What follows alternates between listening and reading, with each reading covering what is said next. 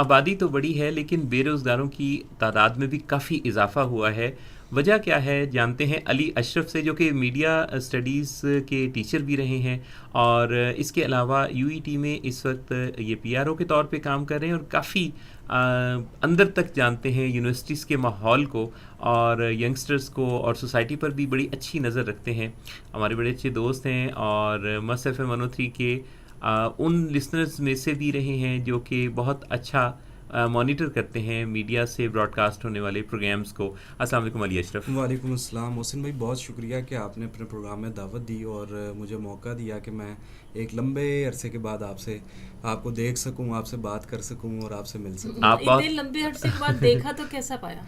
मैं वही मोहसिन भाई को से अभी सोच रहा था और कहना भी था कि अब ऑन एयर मौका मिल गया तो ऑन एयर कह देता हूँ कि मोहसिन भाई बिल्कुल वैसे के वैसे हैं और आप माशाल्लाह भी वैसे की वैसी हैं। अच्छा। तो हमारे बाल भी कम हो गए और हमारा पेट भी थोड़ा नहीं निकल नहीं, आया। आप भी बिल्कुल वैसे के वैसे हैं। आप आपका जो दिल है ना, आप बदल के और भी ज़्यादा अच्छे हो गए। ये आपकी मोहब्बत है मोहसिन भाई। अली अब ये अशरफ, मौसी ने इशारा किया कि आप भी इस तरह ही कह देते कि मैं ज़्यादा अच्छा हूँ। अली अशरफ भाई ये बताइएगा कि पाकिस्तान में जैसे कि बेरोज़गारी का बार बार जिक्र होता है कि बेरोज़गारी बहुत ज़्यादा, क्या वजह है यंगस्टर्स में ये तादाद इतनी ज़्यादा क्यों बढ़ गई है? आप क्या विजन रखते हैं?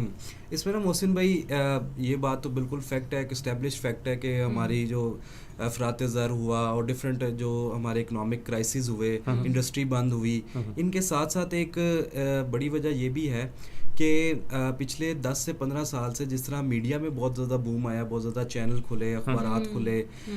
इस तरह जो है वो प्राइवेट जो सेक्टर है एजुकेशन का उसमें भी बहुत ज़्यादा बूम आया और 2000 के बाद बहुत सारी प्राइवेट यूनिवर्सिटी, छोटी बड़ी जो यूनिवर्सिटियाँ वो मार्ज़ वजूद में आई। ठीक। और उससे क्या हुआ कि जहाँ पर उन्होंने उनका एक कंट्रीब्यूशन था हुकूमत के साथ कि वो भी हुकूमत का पार्ट बन रहे हैं इल्म के फ़रोग के लिए, वहाँ पर उन्होंने क्योंकि बिज़नेस मॉडल है और रेवेन्यू मॉडल है, उन्होंने अपने बिजनेसेस को सिक्योर करना है, तो उन्होंने हर बच्चे को तकरीबन जिसने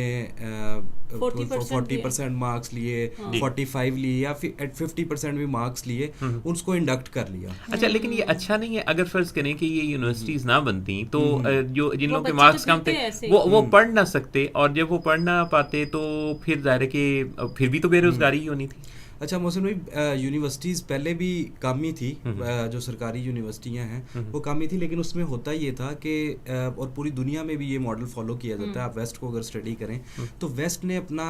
हाई स्कूल्स तक एजुकेशन को फ्री रखा है और उसको इनकरेज किया, बल्कि लाजमी करार दिया। ठीक। लेकिन जैसे ही आप हाई एजुकेशन से ऊपर जाते हैं तो उन्होंने एजुकेशन को डिस्करेज किया है, और डिस्करेज इस सेंस में किया कि उन्होंने हाईली मोटिवेटेड लोगों को इनकरेज किया कि वो हायर एजुकेशन की तरफ जाएं, और जो हाई स्कूल हासिल कर चुके होते हैं उनके लिए उन्होंने क्या किया कि उन्होंने कहा कि स्किल एक्वायर करें, क्योंकि अच्छा। अगर आप 40 या 50% या इवन 60% के करीब करीब भी मार्क्स स्कोर करते हैं तो आपके बारे में ख्याल ये किया जाता है कि आप एक एवरेज स्टूडेंट हैं। अगर आप एक एवरेज स्टूडेंट हैं तो आप स्टडीज़ को कंटिन्यू करते रहेंगे, तो आप अपने एवरेज जो भी आपकी गट्स हैं या फीलिंग्स हैं या स्किल है उसको कंटिन्यू कर रहे हैं, जिसमें आप कभी भी बहुत कम इम्कान है कि आप उसमें बहुत सक्सेसफुल हों। तो उनको एप्टीट्यूड के मुताबिक गाइड किया जाता है कि वो टेक्निकल स्किल या टेक्निकल नॉलेज या व्हाटएवर जो भी उनका इंटरेस्ट है, पैशन है, उसको फॉलो करें और फौरन से इकोनॉमी में कंट्रीब्यूट करना शुरू करें। बड़ी अच्छा, तो यूनिक। वैसे टेक्निकल जब कोई ट्रेनिंग्स लेता है तो उसमें भी तो बड़ा स्कोप है। बिल्कुल ऐसे ही है ना, यही तो बात मैं कह रहा हूँ कि वो इंटर के बाद ही उस तरफ डाइवर्ट हो जाते हैं, और ज़रूरी नहीं है कि टेक्निकल स्किल से मुराद हमारी कोई वो एसीटी करना या जो गवर्नमेंट के इदारे बने हुए हैं उनमें चले जाना। आपको अगर कुकिंग का शौक है, आपको अगर होम डेकोर का शौक है, और इस तरह जितने भी आपके शौक हैं उनको आप मास्टर करके आप उससे अर्निंग का एक सोर्स पैदा कर सकते हैं। अच्छा, ये बताइए कि ये तो बात जो आपकी है ये ज़रा डिफरेंट एंगल है इस चीज़ का, क्योंकि तालीम की डिग्री उसके पास फिर ज़ाहिर है कि छोटे दर्जे की रहेगी अगर उसके मार्क्स उतने अच्छे उसने स्कोर नहीं किए, और आगे के लिए वो प्लान करता है। वैसे हमारे यहाँ ये होने भी लगा है, लेकिन तालीम को जहाँ जिस माशरे में आप एक मयार समझते हैं, हमारे यहाँ को बहुत बिजनेसमैन, कामयाब बिजनेसमैन भी है, और अगर उसके पास कोई अच्छी डिग्री नहीं है रुपया पैसा बहुत है, तो उसकी बातचीत में उसके पीछे उस तरह से यानी कि उसने किताबों को अगर गो थ्रू नहीं किया तो किताब का ज़ौक शौक भी तो बढ़ता है। मिसाल के तौर पे एक बच्चा है जो कोई बहुत अच्छे मार्क्स नहीं बना पा रहा और उसका फैमिली बैकग्राउंड भी इतना रिच नहीं है, लेकिन वो कोशिश करके कुछ ना कुछ, क्योंकि पासिंग मार्क्स वाला जो नंबर है वो भी तो इसीलिए रखा गया है ना कि पासिंग मार्क्स का मतलब है कि फिर आगे जितने भी आप कर सकें जी, ठीक। और वैसे भी ये जो पासिंग मार्क्स हैं, ये ग्रेस मार्क्स भी कई दफ़ा लोग लेके पास होते हैं, तो उसके बाद आप जब क्वालिफाई करते हैं अगली क्लास के लिए, अगर आपने अप्लाई किया, नाम आ गया, तो फिर पढ़ लेने में भी कोई हर्ज नहीं। अगर तो कोई अदर ऑप्शन बहुत अच्छी कोई फैमिली बिजनेस है जिसे आपने संभालना है, या कोई ऐसी स्किल्स आपके अंदर मौजूद हैं, क्योंकि अगर किसी में कोई स्किल होती है अली, तो वो फिर रुक भी नहीं पाती, वो उसका पैशन नज़र आने लगता है, उसको आप छिपा नहीं सकते। तो इस पर क्या कहें? असल में मोहसिन भाई, मैंने हरगिज़ मेरा ये मौक़िफ़ नहीं है इस हवाले से कि हायर एजुकेशन नहीं हासिल करनी चाहिए या उसको डिस्करेज करना चाहिए। असल में आप देखें कि हमारे जियो स्ट्रेटेजिक हालात क्या हैं, जो पॉलिटिकल हालात क्या हैं, इसमें हमारे बच्चों के पास जो पहली और जो सबसे प्रायोरिटाइज तालीम हासिल करने के लिए जो चीज़ होती है वो अर्निंग होती है। आप इसलिए देख लें कि गुज़िश्ता कुछ सालों में और अभी भी लोगों का जोर होता है कि डॉक्टर बन जाए, इंजीनियर बन जाए, पायलट बन जाए। आप इन सारी चीज़ों में एक चीज़ कॉमन देखेंगे कि सारे हाई पेड शोबे हैं। अब इसमें शोबे का अच्छा या बुरा होना, तालीम का हासिल करना या करना नहीं आता, बल्कि इसमें आता है कि कौन सा शोबा हमारे क्योंकि हम ज़्यादातर हमारी आबादी जो मिडिल क्लास है और वो अपने इकोनॉमिक कंडीशन को बेहतर करने के लिए स्ट्राइव कर रही है। तो ये सारे वो शोबे हैं जिनके लिए जो लोग स्ट्राइव करते हैं और अपनी इकोनॉमिक कंडीशन को बेहतर बनाने के लिए एक जरिया बनाते हैं। लेकिन मेरा इसमें ये मोहसिन भाई है कि अगर आप में एजुकेशन हासिल करने का शौक है, तो हमारे यहाँ पाकिस्तान में डिस्टेंस लर्निंग की भी बड़ी अपॉर्चुनिटीज़ हैं। तो उसको वो अपनी एजुकेशन को कोई रोज़गार इख्तियार करके, कोई पेशा इख्तियार करके वो डिस्टेंस लर्निंग के ज़रिए भी जारी रख सकते हैं। जो मैं समझ पा रहा हूँ आपकी बात से कि बेसिकली जिस चीज़ की कमी है शायद वो करियर काउंसलिंग या करियर कोचिंग की कमी है। बिल्कुल ऐसे, यानी कि किसी के पोटेंशियल को जाने बगैर जब हम उसे धक्का देते रहते हैं कि तुम इस फील्ड में आगे बढ़ो, घर वाले उसको पढ़ाई करते रहते हैं, और वो चीटिंग के साथ पढ़ता तो रहता है, दिल से नहीं पढ़ रहा होता ना। अच्छा, और उसका वक्त भी ज़ाया होता है। यानी आपका मतलब ये है कि अगर एक शख्स में कोई मास्टर डिग्री हासिल कर चुकने के बाद भी उसने किसी खास कामकाज में ही जाना है, तो फिर ये जो 4 साल 3 साल 2 साल उसने वेस्ट किए,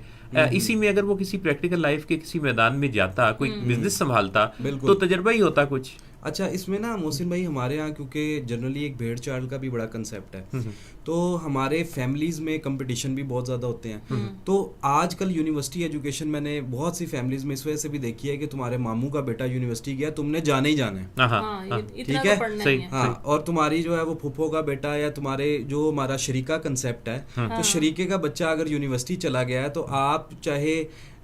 कोई भी डिग्री में एडमिशन लें, आपको जो है वो यूनिवर्सिटी जाना ही जाना। अच्छा, लोग नंबर भी छुपाते हैं, नंबर बढ़ा के भी बताते हैं कि लोगों के सामने, उनको फैमिली के सामने शर्मिंदगी ना हो। तो मोहसिन भाई, मैं लास्ट जो मैं जॉब करता था एक प्राइवेट यूनिवर्सिटी में मैं टीचिंग करता था, तो वहाँ पर जो हमारे सेंट्रल पंजाब है उससे बहुत सारे लोग आते थे, जिस तरह ये गुजरांवाला, गुजरात, सियालकोट और ये पूरी जो बेल्ट है, इससे बहुत सारे लोग आते थे। तो मैं उनसे जब पूछता था, पहले सेमेस्टर में BS के बच्चे होते थे, तो मैं पूछता था कि आप लोग जो है मीडिया स्टडीज़ का, क्योंकि मैं टीचर था, तो मीडिया के हवाले से आपको क्या पता है या क्या सोच के आपको आए। तो उनमें से अक्सर का जवाब ये होता था कि हमारा फलाना, क्योंकि वो ज़मींदार थे, पैसे वाले थे, तो कहते थे कि हमारे फलाना जो है वो यूनिवर्सिटी में चला गया, तो हमारे अम्मा अब्बा ने कहा कि तुम यूनिवर्सिटी जाओ,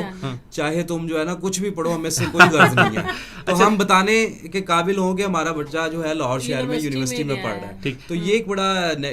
एक अजीब सा एस्पेक्ट है जो कि। अच्छा, ये बताइए कि क्या आपकी इस बात का मफहूम या थीम ये समझा जाए कि पढ़ने को दिल नहीं चाहता तो ना पढ़े? बिल्कुल ऐसा ही है। असल में ना हमारे यहाँ ये कॉम्प्लेक्स बना दिया गया है कि अगर हमने यूनिवर्सिटी एजुकेशन हासिल ना की तो हमारी ज़िंदगी में बहुत बड़ी मिसिंग रह जाएगी। और इसमें एक इंटरेस्टिंग बात ये भी है कि हमारी जो मूवीज़ हैं, जिस तरह बॉलीवुड और लॉलीवुड मूवीज़ भी हैं, उसमें भी ये दिखाया जाता है कि हीरो की एक बड़ी शानदार किस्म की एंट्री होती है यूनिवर्सिटी में, और यूनिवर्सिटी के अंदर जब वो एंटर होता है तो तकरीबन 150 एक्स्ट्राज लड़के और लड़कियाँ गिटार हाथ में लिए उसका इंतजार कर रहे होते हैं, और उनके आगे लीड सिंगर या लीड एक्टर बन के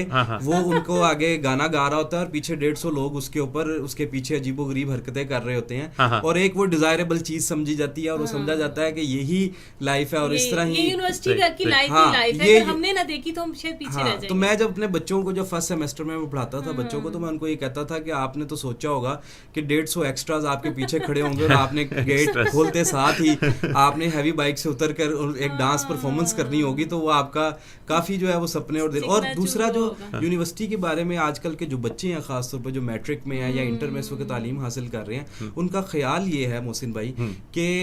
यूनिवर्सिटी में एक खूबसूरत सी हीरोइन उनका इंतजार कर रही है, जो कि जब वो जाएगी तो गाना गाने के बाद वो उस पर फिदा हो जाएगी और फिदा होने के साथ साथ वो उसके 3 साल 4 साल उसके पीछे पड़ी रहेगी और वो आगे आगे होगा, और या फिर वो एक अच्छा सा अफेयर चला लेगा, एंड में आखिरी दिन मनाएंगे जी अब यूनिवर्सिटी से अपने घर जा रही है। मैं अच्छा, ये मुझे बताएं कि इस सारी बात के दौरान, और पता है कि एक और बात भी है कि कॉलेज की जो थोड़ी सी ना पाबंदी होती है ना पीरियड्स, और ये वो यहाँ पे बिल्कुल खुला होता है ना कि आपने लेना ले, नहीं लेना, तो ये बहुत अट्रैक्ट करती है। अच्छा, दूसरा प्राइवेट यूनिवर्सिटीज ने मोहसिन भाई एक बड़ा मजेदार काम ये भी किया हुआ है कि उन्होंने अपनी, क्योंकि उनका मार्केटिंग का एक सारा सिनेरियो होता है, तो वो क्या करते हैं कि साल में 3 से 4 कॉन्सर्ट्स और जो डांस परफॉर्मेंसेस और थिएटर प्लेज और इस तरह की चीजें वो रखते हैं, और उनका बाकायदा वो मार्केटिंग बजट होता है, और उसमें top of the line singers को बुलाते हैं, top of the line actors को बुलाते हैं, और वो एक पूरा एक्टिविटी। अब जो बड़ा भाई, कजन, दोस्त उस यूनिवर्सिटी में पढ़ रहा होता है, वो कहता है जी आज तो हमारे यहाँ आतिफ असलम का कॉन्सर्ट है, तो वो कहता है कि यार मैं किस जगह, मैं किस हिसाब में पढ़ा हुआ हूँ कि यहाँ पे तो मुझे जाके रोज एक ही टीचर की शक्ल देखनी पड़ती है, यहाँ पे तो एक दिन आतिफ असलम का कॉन्सर्ट हो रहा है, दूसरे दिन फिल्म की कास्ट आई हुई है, तीसरे दिन थिएटर प्ले है, चौथे दिन जो है वो सोशल मीडिया पर लड़के और लड़कियां ग्रुप में बाहर आउटिंग करने गए हैं, उनकी पिक्चर अपलोड हो रही है, तो ये बड़ा एक कॉम्प्लेक्स क्रिएट कर देता है हमारे मैट्रिक और इंटर के बच्चों में। और मैंने ऐसे भी देखा मोहसिन भाई बच्चों को कि जिनके माँ बाप प्राइवेट यूनिवर्सिटी की फीस अफोर्ड नहीं कर सकते, उन्होंने उनको बड़ा इमोशनली ब्लैकमेल किया कि आप तो हमारे जो आपका गरीब होना या आपका मिडिल क्लास होना हमारी फ्यूचर की राह में रुकावट है। और आपको पता है कि पेरेंट्स कितने इमोशनल होते हैं इस सारे मामले में, और वो जो है वो कमेटी डाल लेते हैं और वो उधार पकड़ लेते हैं तो पैसे वापस करेंगे। और फिर एक बड़ा मसला ये भी है कि ये इस तरह के जो बच्चे जब 6ठे 7वें सेमेस्टर में जाते हैं तो सारा जो ख्वाब होता है वो चकनाचूर हो चुका होता है, हकीकत सामने आ चुकी होती है, और 7वें 8वें सेमेस्टर में जाके वो ये बड़े मेंटल स्ट्रेस में होते हैं कि वो कहते हैं कि हमारे पेरेंट्स ये एक्सपेक्ट कर रहे हैं कि 8वें सेमेस्टर ख़त्म होगा BS ऑनर्स का, तो मैं कहीं सूटेड बूटेड बैठा कहीं बड़े ओहदे पर सर्व कर रहा हूँ और मैं ये पे बैक कर रहा हूँ, और उसे अच्छी तरह पता होता है कि 1-2 साल ऐसा कुछ नहीं होने वाला। कुछ नहीं आपने